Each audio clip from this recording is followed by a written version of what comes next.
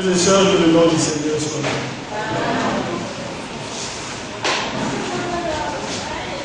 Nous remercions le Seigneur pour tout ce qu'il fait pour nous, pour le souffle de vie qu'il nous donne, pour l'occasion que nous avons de nous retrouver dans sa maison. Vous savez que David a dit, je suis dans la joie lorsqu'on me dit allons dans la maison de l'Éternel. Nous aimons chanter ce cœur qui dit, je suis dans la joie lorsqu'on me dit allons dans la maison de l'Éternel, car une heure dans cette partie vaut mieux que 1000 années. Mais nous chantons parce que ces chants-là sont bien et ces chants sont des chants inspirés. Et j'ai pour habitude de dire souvent que les chants sur les ailes de la foi sont des chants inspirés. Et je ne crois pas que le chant puisse être démodé. Quand il est inspiré par l'Esprit, il n'est pas démodé. Il résiste à l'épreuve du temps. Et quand vous le chantez, vous sentez la vie à l'intérieur. Parce que c'est le Seigneur qui nous connaît, qui inspire ces chants, pour qu'à un moment donné de notre vie, ces chants-là puissent nous fortifier. Ces chants-là puissent nous consoler. Lorsque le diable nous dit qu'il n'y a plus d'espoir pour nous, le Seigneur nous rappelle et il nous dit, souviens-toi que moi je te donne la paix parfaite. Cette paix que le monde ne peut te donner. Et lorsque le diable vient pour te culpabiliser, le Seigneur dit, souviens-toi que moi j'ai payé le prix pour toi à Golgotha. C'est toujours bien que le Seigneur nous rappelle ces choses. Ça nous aide à marcher. Vous savez que Paul nous dit quelque part dans les Épîtres, le témoignage de notre conscience est ce qui fait notre gloire. N'est-ce pas? Que nous sommes conduits de manière honnête dans ce monde. Et vous savez qu'un homme qui marche contre sa conscience, c'est quelqu'un qui marche sans paix intérieure. Parce qu'il faut que l'homme lui-même soit en paix avec lui-même. Il faut qu'il soit en paix avec sa propre conscience. Mais lorsque notre conscience nous accuse, ça ne marche pas. Vous savez que la Bible nous dit, si notre conscience nous accuse, notre cœur nous accuse, Dieu est plus grand que notre cœur. Mais lorsque notre cœur ne nous accuse pas, nous avons de l'assurance auprès du Seigneur. C'est ce qui fait que lorsque vous voyez quelqu'un faire quelque chose d'anormal, il n'a pas besoin même que le Seigneur prenne des révélations, lui dise quelque chose. Déjà dans le fond de son cœur, il y a quelque chose qui lui dit que ce qu'il a fait n'est pas bien. Vous voyez, c'est notre conscience. Et dans le livre d'Hébreux, nous aimons cela. Le sacrifice des animaux, dans l'ancienne alliance, la Bible nous dit qu'il ne faisait que couvrir les péchés. Voilà pourquoi le souverain sacrificateur était dans l'obligation de répéter les mêmes sacrifices les années suivantes. Mais le sang de Jésus-Christ, selon le livre d'Hébreux, la Bible nous dit que le sang des boucs, n'est-ce pas, et la sang des vaches appliquée sur ceux qui avaient péché, ne procurait qu'une pureté au corps. Mais il n'en est pas ainsi du sang de notre Seigneur Jésus-Christ, qui s'est offert à Dieu par un esprit éternel. Lui purifie notre conscience des œuvres mortes pour que nous puissions adorer le Dieu vivant. C'est bien que le Seigneur nous l'ait dit ainsi. Et nous aimons ce passage du livre de l'Apocalypse qui dit qu'il nous a rachetés par son sang. N'est-ce pas? Apocalypse chapitre 5. Il nous a rachetés par son sang. Et il nous a rachetés par son sang des hommes de toute langue, de tout peuple, de toute tribu, de toute nation. N'est-ce pas? Nous croyons que les élus sortiront de différentes nations et qu'ils iront à la rencontre du Seigneur dans les cieux. Et c'est la promesse que nous attendons. Il nous a dit que votre cœur nous souffre. N'est-ce pas? Oui. Et il a dit, je pars vous préparer une place. Et quand j'aurai fini de la préparer, Jésus nous dit, je viens de lui. vous prendre, afin que là où je suis, vous y soyez aussi. En d'autres termes, il reviendra. Alléluia. Et il nous conduira auprès de lui aux noces de l'agneau. Et nous allons faire soigner avec lui. Nous serons à toujours avec lui.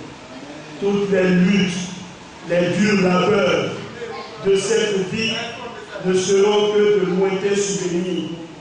Et là, nous nous réjouirons à toujours avec lui.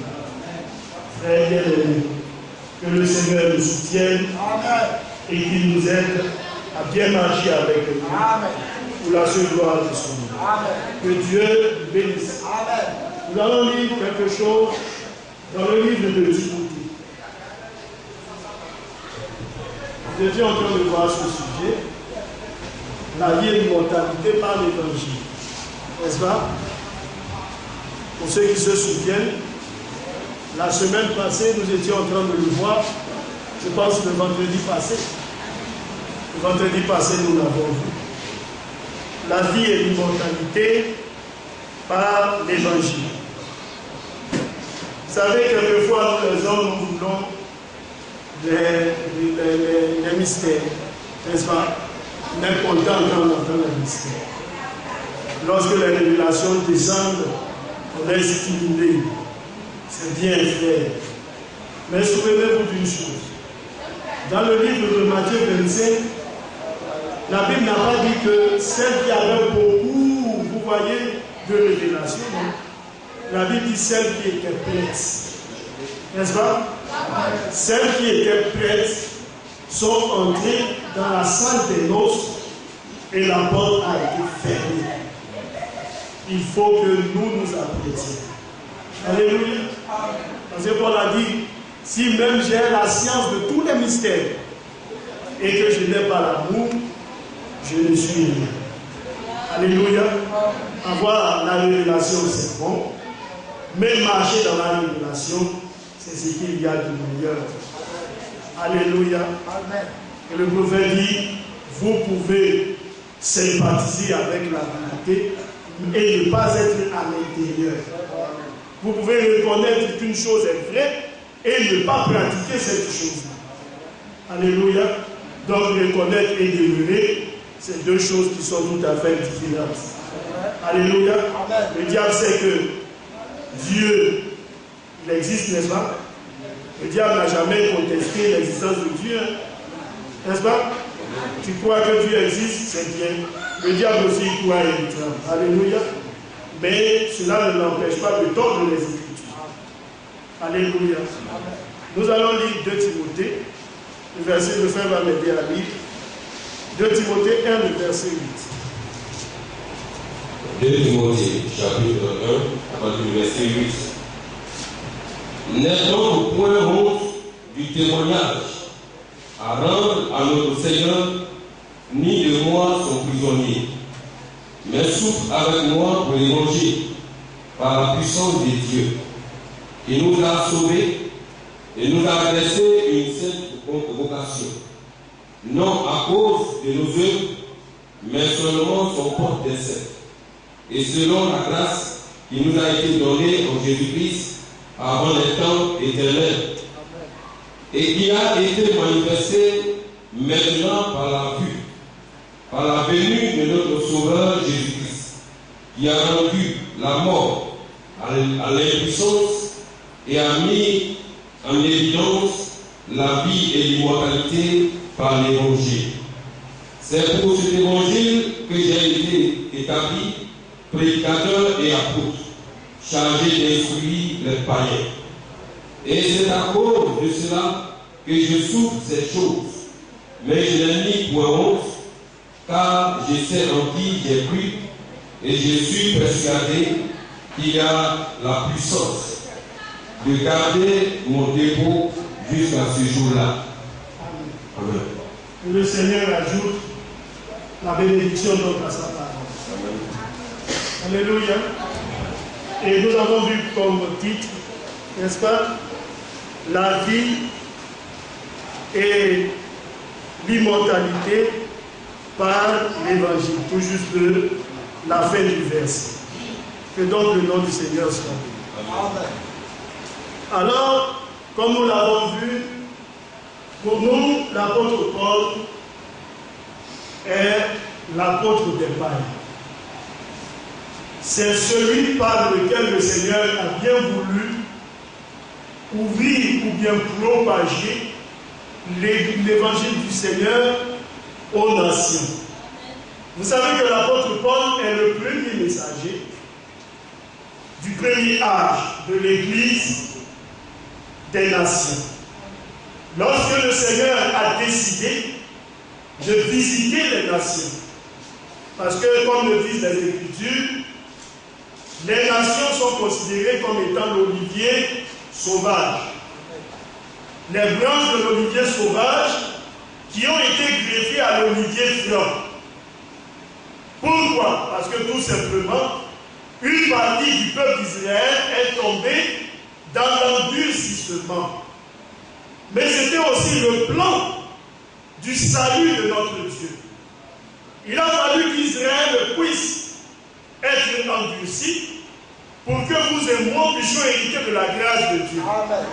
Le Seigneur s'est souvenu de nous parce que conformément à la révélation qu'il a faite à Abraham, il fallait que toutes les nations de la terre soient bénies dans sa postérité à lui. Alléluia.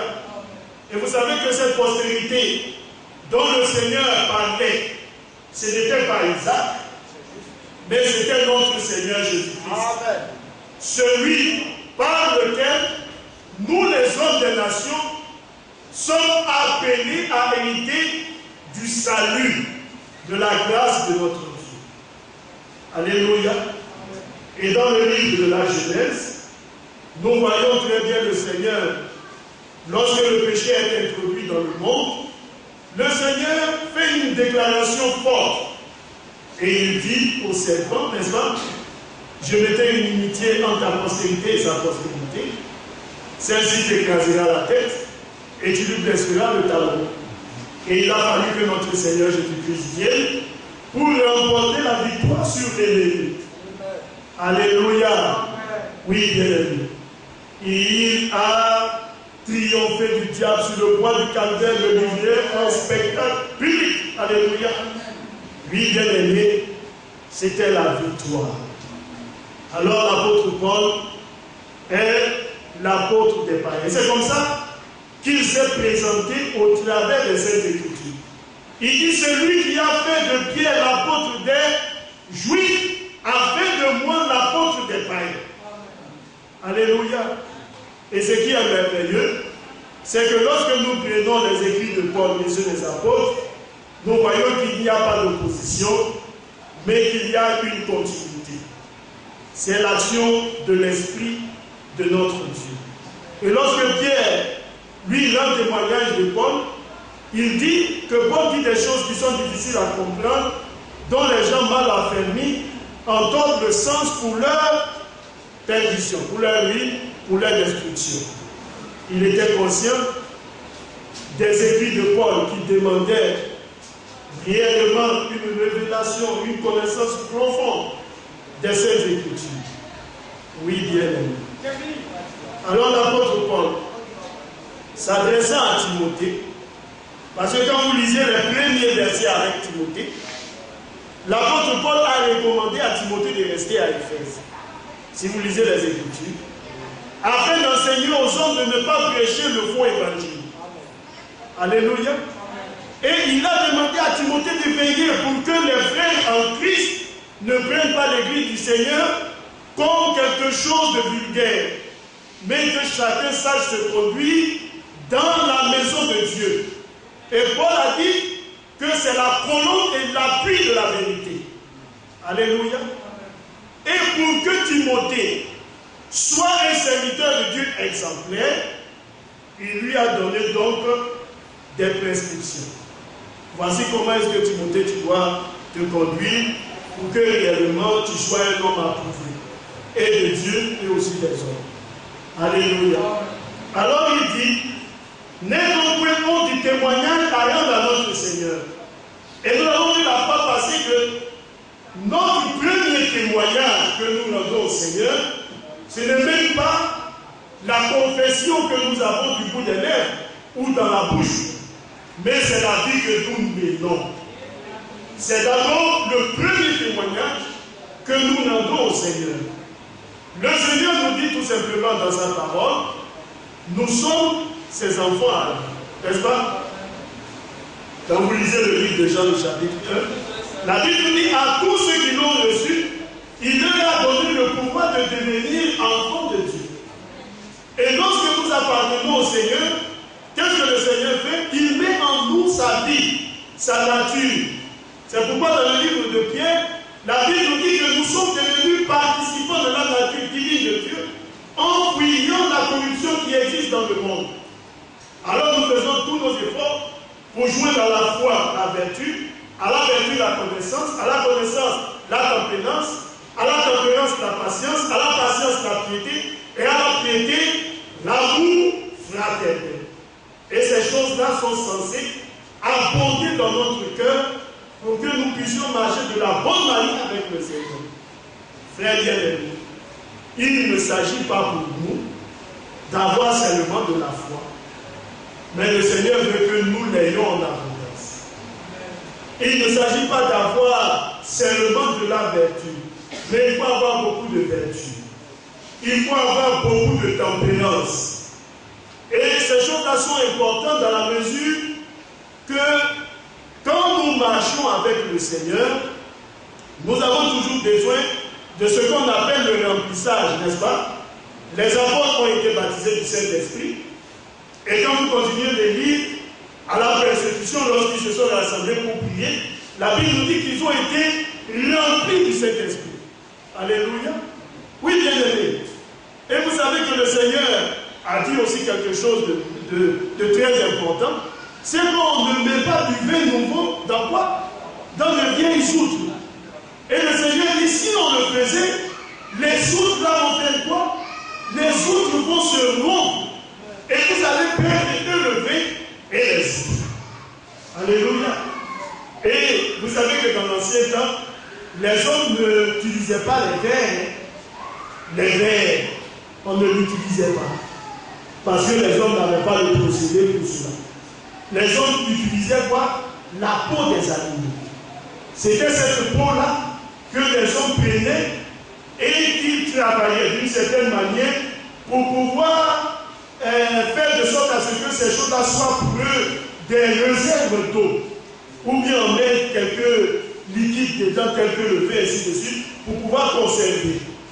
Mais on ne pouvait pas prendre le vin nouveau pour le mettre dans de vieilles soutres. Parce que l'outre là, elle est devenue sec. Et vous savez que quand quelque chose est sec, c'est quelque chose qui n'a pas de vie en soi. Et lorsque le vin se bonifie, qu'est-ce qui arrive? Le vin fait exploser l'outre. Donc il faut conserver le vin nouveau dans des outres neuves. Pour que lorsque le vin est en train de se bonifier, parce que quand le vin dure, le vin devient encore plus fort. Alléluia. Alors, l'outre arrive à conserver le vin.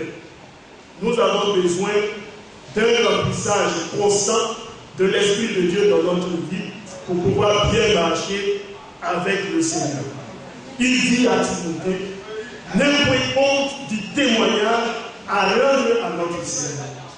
Nous avons vu dans le livre de Luc, le chapitre 9 à partir du verset 23, que le Seigneur nous dit, si quelqu'un veut me suivre, qu'il se charge de sa croix chaque jour et qu'il me suive.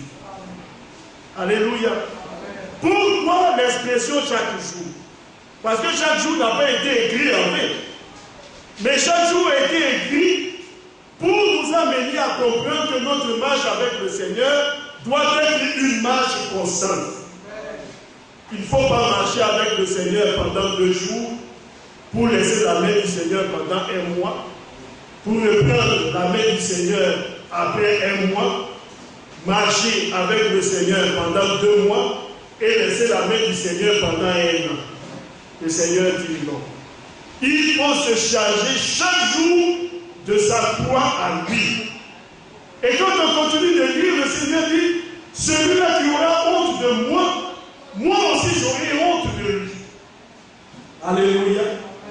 Bien-aimés, vous savez que quand vous lisez le livre d'Éphésiens, au chapitre 4, je crois bien, le verset 30, la Bible nous dit, n'attristez pas l'Esprit de Dieu, le Saint-Esprit de Dieu, par lequel nous avons été scellés pour le jour, dans d'autres versions, jusqu'au jour de la rédemption. Et le prophète aime aussi à dire que lorsque Dieu nous donne le Saint-Esprit, il ne nous donne pas jusqu'à un réveil, mais c'est jusqu'à destination. Alléluia. Nous, le Seigneur nous donne le Saint-Esprit jusqu'au jour de la rédemption. Et dans le livre de Jean, je crois le chapitre 14, le Seigneur nous dit du Saint-Esprit qu'il sera avec nous et même en nous jusqu'à la fin du monde. Et il dit qu'il ne nous laissera pas orphelins. Notre marche avec le Seigneur doit être une marche constante. Alors la Bible nous dit, tout simplement, n'aie pas honte du témoignage à rendre à notre Seigneur, ni de moi son prisonnier. Alléluia. En réalité, Timothée, ce n'était pas qu'il devait glorifier l'apôtre Paul, non, mais c'était aussi un honneur pour lui de dire que je suis l'un de leurs. Alléluia. Ce n'est pas quelqu'un qui se met à l'écart tel que Pierre l'avait fait autrefois avant l'effusion du Saint-Esprit. Quand on était en train de, vous voyez, torturer le Seigneur là-bas, on vient le voir et puis on dit, toi, il semble que tu étais avec lui. Hein. Et puis Pierre dit, non, moi je ne le connais pas. Non, Paul dit, aussi de moi. Alléluia. Il ne faut pas avoir honte de moi. Alléluia. C'est vrai. Lorsque on voit le frère zélé qui marche, vous voyez, ce frère zélé, par lequel lorsqu'on regarde, on dit non, cet homme il est fou, c'est un fou du Seigneur. On peut le dire, un saint exalté ou quelque chose de ce genre, et puis on te regarde de côté, tu ne dois pas être quelqu'un qui se met à l'écart pour dire non, il faut que je fasse attention pour ne pas qu'on dise que je suis avec lui. Non. Alléluia. Oui, bien aimé. Vous savez que dans le Seigneur, tout le monde, on n'a pas tous le même tempérament. La force qu'un frère peut avoir de faire une chose, un autre frère n'a pas forcément la même force. Mais quand il s'agit de reconnaître que nous communions ensemble avec le Seigneur autour de la bonne parole de Dieu, alors on doit pouvoir dire, c'est mon frère en Christ. C'est ma soeur en Christ. Je suis une partie de lui. Il est une partie de moi. Parce qu'ensemble, nous formons la famille de Dieu. C'est pourquoi dans le livre de Colossiens, la Bible nous dit, comme des élus de Dieu saints, bien-aimés, revêtez-vous d'entrailles de bonté, d'humilité, de douceur. N'est-ce pas? Vous supportant les uns les autres. C'est pourquoi nous chantons ce cœur-là, revêtez-vous d'entrailles de bonté, d'humilité, de douceur.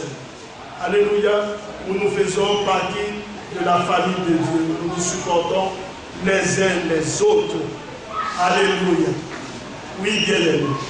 Quand Paul a écrit, je crois, à Philémon, n'est-ce pas? Il a dit à Philémon que Philémon est une partie de lui. Alléluia. Et ça, c'est la communion fraternelle. Je suis une partie de mon frère. Mon frère est une partie de moi. Je suis une partie de ma soeur. Ma soeur est une partie de moi. Vous savez pourquoi? Parce que nous formons le corps du Seigneur. Alléluia. Nous sommes membres les uns des autres. Alléluia. Alors il dit, ni de moi sont prisonniers, mais souffre avec moi pour l'évangile. Alléluia. Celui qui veut suivre le Seigneur doit porter chaque jour sa croix. Et la croix là, ce n'est pas quelque chose de facile. Alléluia. Quand Jésus a porté la croix, la Bible nous dit qu'il a titubé un chemin. Et il y a eu l'un des gardes qui a vu passer Simon, je crois, Simon de Cyrène, si je ne me trompe pas. et qu'il a appelé afin de pouvoir aider le Seigneur à porter la croix. Alléluia. Quand on porte la croix, ce n'est pas quelque chose de facile. C'est quelque chose de difficile. Au milieu de tristesse, des tribulations. Alléluia. Parce que la Bible nous dit que nous aurons des tribulations. Mais le Seigneur nous dit que lui, il a vécu le monde. Amen. Il faut que nous acceptions de porter cette croix-là. Il dit, souffre avec moi pour l'évangile. Pas pour n'importe quelle chose. Mais pour l'évangile du Seigneur, il faut être prêt à souffrir. Alléluia. Parce qu'avant nous, il y a eu des personnes qui ont souffert, telles que Paul, telles que Pierre, telles que notre Seigneur Jésus-Christ, telles que l'apôtre Jean. Il dit, moi qui suis votre frère, j'ai parlé avec vous à la persévérance au royaume, j'ai été déporté sur l'île de Patmos à cause du témoignage de notre Seigneur Jésus-Christ, à cause de la parole de Dieu. Alléluia. Qu'est-ce qu'il avait fait? Rien. Mais il a été déporté là-bas comme un malfaiteur. Parce qu'en réalité, les Romains déportaient certains citoyens dans ce lieu-là lorsque ces personnes étaient nuisibles à la société. Jean, lui, il a été déclaré, comme on le dit, persona non grata. Et on l'a déporté là-bas afin qu'il puisse vivre loin des hommes et voir même qu'il périsse là-bas. Mais le Seigneur est gardé. C'est à cause de l'évangile. Ce n'est pas pour quelque chose de mauvais. Pierre nous dit, lorsque nous souffrons comme des malfaiteurs, il dit, nous emportons la peine. C'est justifié. Regardez quelqu'un qui s'en va faire des malversations. Il dit, je suis chrétien, il est rentré dans des malversations, on l'a pris, on l'a mis en prison. Ce n'est pas à cause de l'évangile. On l'a mis en prison parce qu'il est allé faire de faux. Vous voyez, il est rentré dans la corruption. Quand le juge l'a jugé et l'a mis en prison, pour Dieu, là, le juge a prononcé le droit. Il dit, tu mérites d'aller là-bas. Ça, on ne peut pas dire, c'est à cause de l'évangile. Alléluia. Mais lorsque tu défends la cause du Seigneur et que tu es opprimé, maltraité, le Seigneur dit, c'est à cause de nous. Lorsque à cause de l'évangile, on te donne des noms répugnants. Ça aussi, le Seigneur nous dit, c'est bien, il faut le supporter. Parce qu'avant toi, c'est comme ça qu'on a traité aussi les prophètes. Alléluia. Ça, c'est à cause de l'évangile. Quand Jérémie et autres ont été pris, je crois, et jetés dans des citernes, ce n'était pas à cause d'autre chose, mais c'est à cause de la parole de Dieu. Alléluia. Lorsqu'on a pris Michée, le fils de Gilda, n'est-ce pas, et qu'on l'a déporté quelque part là-bas, et le roi dit, donnez-lui du pain et de l'eau à manger. Le pain, je crois, d'affliction, jusqu'à ce que je revienne en paix. C'était à cause de quoi? À cause de la parole de Dieu. Lorsque Joseph a été jeté en prison par le faux témoignage de la femme de Potiphar, c'était à cause de quoi? À cause de la parole de Dieu. Alléluia. Alors, nous ne devons pas oublier cela. La Bible dit, souffre avec moi pour l'évangile. C'est à cause de l'évangile que lorsque vous lisez l'épître de Paul, il dit qu'il était lié de chair. C'est à cause de l'évangile. Sinon, qu'est-ce qu'il avait fait? Rien.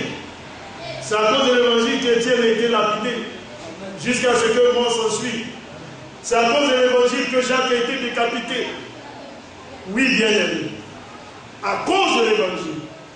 Mais vous savez, la tradition même d'évangile veut dire bonne nouvelle.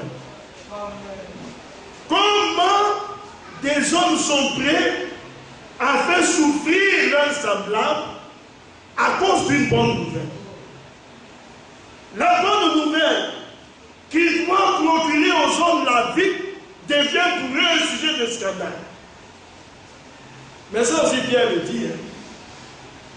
Pierre dit tout simplement c'est parce qu'ils ne sont pas destinés à la vie. N'est-ce pas? La parole de Dieu devient pour eux une pierre d'achoppement.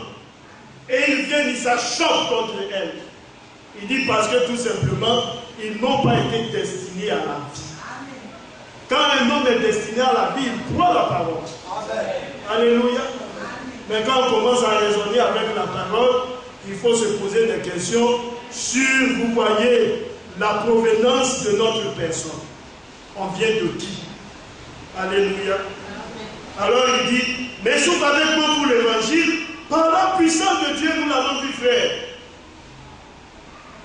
On ne supporte pas ces choses-là avec notre propre force. C'est pourquoi dans le livre d'Éphésiens, la Bible nous dit, au chapitre 6, nous devons prendre toutes les armes de Dieu. Paul dit, nous n'avons pas à lutter contre la chair et le sang, mais contre les principautés des ténèbres, les esprits méchants qui se trouvent dans les lieux célestes. Comme le combat, lui, il n'est pas charnel, mais il est spirituel, Paul aussi dit, nous devons prendre toutes les armes de Dieu afin de résister aux mauvais jours et tenir ferme après avoir tout surmonté. Qu'est-ce qu'il nous faut? Il faut l'épée de l'esprit. Alléluia. Oui, bien aimé. Et l'épée de l'esprit, c'est toujours la parole de Dieu. Alléluia. Oui, bien aimé. Il faut prendre cette parole-là pour mener le bon combat. Il dit il faut prendre le casque du salut. Ah, pour se protéger de la tête, il faut revêtir le casque du salut. Ah oui, bien aimé. Et la Bible nous dit dans le livre de Philippiens, ayez en vous les pensées, n'est-ce pas? Les sentiments qui étaient en Christ Jésus. Oui, bien aimé. Il faut prendre la cuirasse de la justice, nous en avons parlé, hein? La cuirasse de la justice. Apocalypse nous dit que les œuvres de Dieu sont revêtis d'un fer impur et éclatant, qui sont les œuvres justes des saints. Il faut se revêtir du bouclier de la foi. À la foi constitue pour le croyant un bouclier. Alléluia. Quand l'ennemi vient, alors la foi vient pour le repousser. Et la Bible nous dit, c'est qui triomphe du monde, c'est quoi? C'est la foi. Il faut prendre la ceinture pour vérité. Il faut se servir de la ceinture. Et alors il faut mettre pour chaussure aux pieds le zèle, la bonne disposition que donne l'évangile de Dieu. Alors Pierre dit, en prenant ces armes, qui sont qualifiées dans le livre de Corinthiens d'armes offensives et défensives, nous pouvons éteindre tous les traits enflammés de l'ennemi. Alléluia. Oui, bien aimé. Alors il faut souffrir pour l'évangile de notre Seigneur par la puissance de Dieu. Et la puissance de Dieu, c'est quoi? C'est le Saint-Esprit. Actes des Apôtres, chapitre 1 nous dit, vous recevez une puissance. C'est quoi? Le Saint-Esprit survenant sur vous, et vous serez mes témoins. À commencer par Jérusalem. N'est-ce pas? Judée, la Samarie et jusqu'aux extrémités de la terre. C'est une puissance. Et c'est le Saint-Esprit de Dieu en nous qui nous amène à supporter. Alléluia. Quand un homme n'a pas en lui le Saint-Esprit, il ne supporte rien. Mais quand il a en lui le Saint-Esprit, il supporte. N'est-ce pas? Alors Dieu lui-même déverse son amour dans notre cœur par le moyen du Saint-Esprit. Et c'est ce qui nous amène à supporter. C'est ce qui nous amène à ne pas soupçonner. Et nous en avons parlé, alléluia. L'amour ne soupçonne pas. Il ne fait rien de malhonnête, alléluia. Il ne cherche pas seulement son propre intérêt, mais il considère aussi celui des autres. Ça, c'est ce que fait l'amour de Dieu dans notre cœur. Alléluia. Paul dit aspirer au don le meilleur, et surtout à celui de la prophétie. Mais il dit rechercher l'amour. Alléluia. Il faut rechercher l'amour. Jusqu'à ce que cet amour-là soit à l'intérieur de notre cœur. Et le Seigneur dit, si vous m'aimez, gardez mes commandements. Il faut l'amour de Dieu dans notre cœur. Et frère, c'est important. Jésus a dit, tu aimeras le Seigneur ton Dieu de tout ton cœur. Et ça, c'est depuis la loi. Hein? De tout ton cœur, de toute ta pensée, de toute ta force. Et il dit, dans le Nouveau Testament, lorsque le diable est en tête, il dit, et tu le serviras lui seul. Il faut aimer le Seigneur de tout son cœur. Alléluia. Alors, on supporte tout par la puissance du Saint-Esprit, pas par autre chose. Et il dit qu'il nous a sauvés. Bien aimé, qui nous a sauvés? Ça, ce n'est pas le fait d'un homme, mais c'est le fait du Seigneur lui-même. C'est lui qui nous a donné le salut. Éphésiens 2 nous dit, nous sommes sauvés par le moyen de la foi. N'est-ce pas? Et cela ne dépend pas de nous, mais c'est le pur don du Seigneur. Il a fallu que lui puisse nous aimer et nous donner quoi? La vie. Car Dieu a tant aimé le monde qu'il a envoyé son Fils unique, afin que quiconque croit en lui ne périsse pas, mais qu'il ait la vie éternelle. Dieu nous a sauvés. Alléluia. Amen. Pas autre chose, c'est lui. Et il nous a adressé cette vocation. Et nous avons vu que la vocation là, elle est traduite tout simplement par appel. Parce qu'une vocation, c'est un appel. Mais le Seigneur qualifie cet appel-là de C. Alléluia. Il dit une simple vocation à Dieu. L'appel dont nous sommes l'objet à Jésus-Christ là, c'est C. Il dit un C appel. Une C vocation, ce n'est pas n'importe quel appel. Mais c'est un C appel. C'est une C vocation. Voilà pourquoi, quand le Seigneur regarde ceux qu'il a rachetés par son sang, il dit qu'ils sont saints. Nous sommes saints. Alléluia. Quand vous lisez, je crois, le livre de Romains, il est dit appelé saint. Alléluia. Appelé saint. Jésus s'est sanctifié pour nous. Alléluia. Amen. Alors il nous regarde et dit, vous êtes des saints. Au moyen du sacrifice de la croix, le sang vous a lavé. Vous êtes des saints. Alléluia. Oui, bien aimé. Et la Bible nous dit que ce n'est pas à cause de nos œuvres. Non à cause de nos œuvres, mais selon son propre désir. Alléluia. Oh frère, nous supprenons un peu les choses comme ça. Mais vous pouvez lire le livre de Romains, le chapitre 2. N'est-ce pas?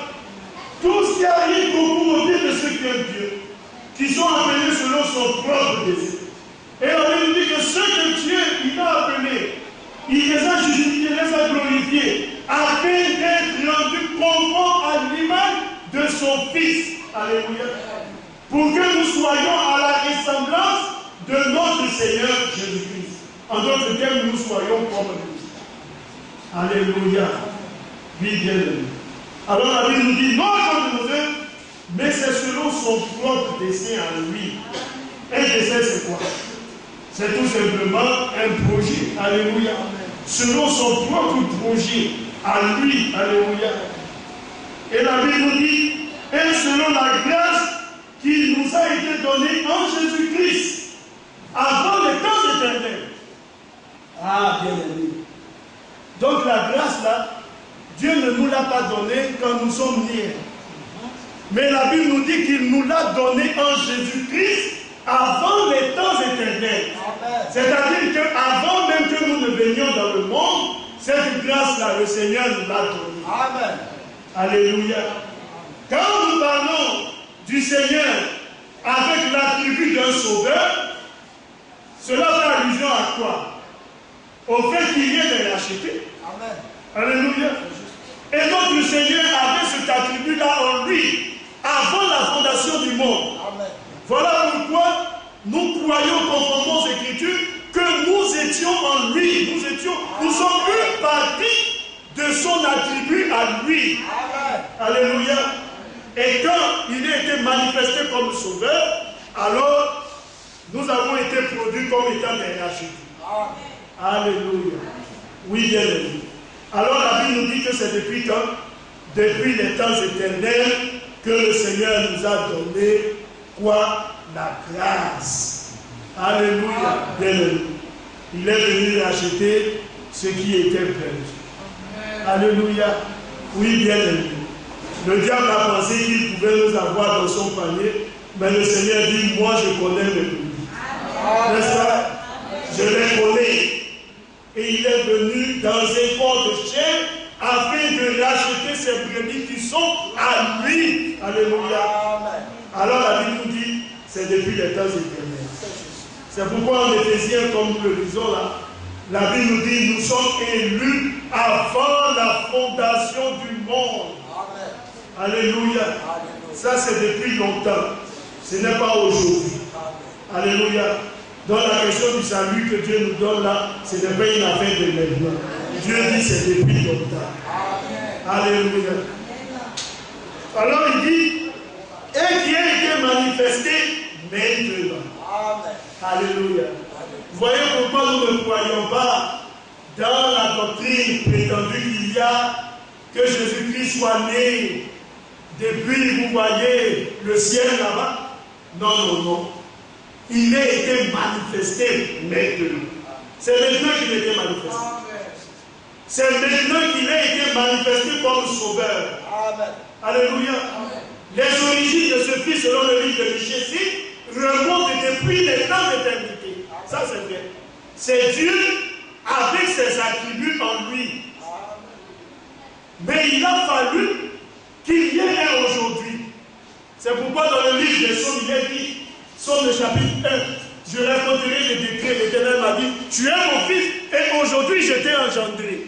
Ce aujourd'hui-là a été longuement expliqué dans le livre de Matthieu 1. C'est là-bas la naissance du Messie. Ce n'est pas depuis le ciel. Cette doctrine-là, la Bible ne connaît pas cela. Jésus est né ici sur la terre, à Bethléem. Alléluia. En Judée, dans une étable, au milieu des animaux. C'est là-bas notre Dieu s'est fait homme. Alléluia. Pour nous racheter, nous, ses enfants. Alléluia. Alors c'est ce que la Bible dit. Qui a été manifesté maintenant par la venue de notre Sauveur Jésus-Christ. Alléluia. Dieu manifesté homme. Dieu manifesté dans un corps de chair. Alléluia. Oui, bien aimé. Et là, Paul nous dit, et sans contredire le mystère de la piété. Alléluia. Dieu a été manifesté en chair. Il a été justifié. N'est-ce pas? Il a été péché aux hommes, il a été élevé dans la gloire. C'est Dieu. Dieu fait homme. Alléluia. Qui est Jésus-Christ? Il est le Dieu Tout-Puissant. Il est l'alpha et l'oméga. Il est le commencement et la fin. Il est le premier et le dernier. C'est lui qui était, qui est et qui vient. Il est l'étoile du matin. Il est le rejeton et la postérité de David. C'est lui, le Dieu Tout-Puissant. Il n'y a pas d'autre Dieu. Et ça, les Juifs savent que le Messie n'est rien d'autre que Dieu lui-même. Ça, les Juifs le savent. Alléluia. Seulement les Juifs n'ont pas reconnu que Jésus-Christ était le Messie. Mais sinon, ils savent que leur Messie, c'est Dieu lui-même. Alléluia. C'est pourquoi Emmanuel dit Dieu avec nous. Amen. Alléluia. Emmanuel, Dieu avec nous. Et la Bible nous dit qui a réduit la mort à l'impuissance. La mort, là, la Bible nous dit elle n'a plus de puissance. Pour le croyant. C'est pourquoi Jésus-Christ au 3e jour est ressuscité dans tous les morts. Alléluia. Oui, bien aimé. Vous savez que selon la science, lorsqu'un homme meurt, je crois dès le 3 ou le 4e jour, le corps là, il commence à se décomposer. Alléluia. Et Jésus-Christ, il est ressuscité le 3e jour. Conformément à la prophétie du livre des Psaumes. Tu ne permettras pas à ce que ton ouin voie la corruption. Amen. Quand il a repris la prophétie, il dit, mais David qui a dit cela, quand bien même il était prophète, nous ici on a son tombeau. Alléluia. Amen. Mais le tombeau du Messie était vide. C'est là qu'il il dit, pourquoi cherchez-vous parmi les morts celui qui est. Amen. Alléluia. Et Apocalypse nous dit, voici j'étais mort et je suis vivant au siècle des siècles. Et je tiens dans la main les clés de la mort et du séjour des morts. Voilà pourquoi les croyants ne redoutent plus la mort. Parce que comme Paul a dit, la mort est pour moi un gain. Je gagne avec la mort. Alléluia. Alors la Bible nous dit, la mort de ces saints est précieuse à ses yeux. Alléluia. C'est vrai, frère bien-aimé. Quand la mort vient frapper le croyant, Dieu dit, il a achevé la course et il va se reposer. Heureux d'être à présent les morts qui meurent dans le Seigneur, car ils vont se reposer, car ils se reposent de leurs œuvres, et la Bible nous dit leurs œuvres les suivent. Dieu dit ils sont heureux. Voilà pourquoi Paul dit ils sont dormis. Ils sont pas morts, mais ils dorment. Un sommeil doux et paisible. C'est pas ça? Alléluia. Quand on a dérangé Samuel, Samuel dit qui me dérange? Parce qu'il se reposait. Alléluia. Et c'est comme ça que les morts en Christ se reposent. Attendant cette trompette de Dieu, ce cri de commandement, la voix de la gueule, pour qu'ils sortent d'entre les morts et qu'ils aillent à la rencontre du Seigneur. Alors la Bible dit, la mort, elle n'a plus de puissance. C'est fini. Et la Bible nous dit, il a mis en évidence de manière frappante, sans doute aucun, de manière apparente. Jésus a mis en évidence la vie et l'immortalité par le biais de l'évangile. Très bien aimé, nous voulons avoir la vie. Jacques nous dit, recevez avec douceur la parole de Dieu plantée dans votre cœur qui a la puissance pour sauver vos âmes. Cette vie-là, elle se trouve dans le moyen de l'évangile. Et la Bible dit, Jésus a mis en évidence la vie et l'immortalité par le moyen de l'évangile. Autrement dit, sans l'évangile de notre Seigneur, nous n'avons ni la vie ni l'immortalité. Il faut l'évangile de notre Seigneur Jésus. Oh bien-aimé, alors nous disons que l'enfer n'est pas éternel. Parce que pour qu'il soit éternel, il faut qu'il ait la vie de Dieu. Mais lorsqu'on a en nous le Saint-Esprit de Dieu, on devient des êtres immortels. Alléluia. C'est terminé, frère. Oh, que le nom du Seigneur soit béni. Voyez pourquoi l'évangile, c'est la bonne nouvelle. Et la Bible dit, c'est pour cet évangile que j'ai été établi prédicateur et apôtre. Dans Romains, il dit, pour amener les païens à l'obéissance de la foi. Alléluia. Oui, ce n'est pas pour bomber le torse et faire savoir à tout le monde que Dieu lui a donné un ministère. Non, mais c'est pour que les païens puissent être rentrés dans la bergerie du Seigneur. Il dit, et c'est à cause de cela que je souffre ces choses. Mais je n'en ai point honte. Alléluia. Oui, bien aimé. Le prophète dit, on nous traite de ser exalté, mais il n'a pas honte de l'évangile. Là, comme le prophète Aimé a dit, lorsqu'il a commencé le ministère, il dit, à ces heures creuses, il allait dans des garages et il parlait du Seigneur avec des hommes. Il mangeait, je crois, même les sandwichs, ainsi de suite. Il parlait avec le Seigneur, les hommes du Seigneur, et il dormait quelquefois tardivement. Et un jour, je crois, il est rentré dans un garage, et cette personne lui a dit, tu es toujours la bienvenue, mais il faut arrêter de parler du Seigneur. Je crois dans son garage. Le frère Branham dit, là où mon sauveur n'est pas la bienvenue, moi aussi je ne suis pas la bienvenue. Alléluia. Si mon Seigneur ne peut pas entrer dans ton garage, alors moi-même, alors je ne peux plus entrer dans ton garage. Alléluia. Oui, bien aimé. Il dit, car je sais en qui j'ai cru. C'est à cause de ça qu'il n'a pas honte, parce qu'il sait en qui il a cru. Et il dit, je suis persuadé. Alléluia. En d'autres termes, il dit, je suis sûr. C'est ça la persuasion. Je suis persuadé qu'il a la puissance de garder, ce n'est pas votre dépôt, mais mon dépôt. Ah, le salut est individuel. Il ne dit pas, je suis persuadé qu'il a la puissance de garder votre dépôt. Il dit, je suis persuadé qu'il a la puissance de garder mon dépôt. Alléluia.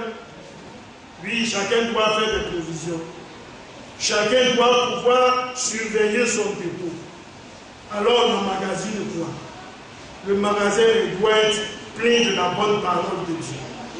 N'est-ce pas? Et il dit jusqu'à quoi? Jusqu'à ce jour-là.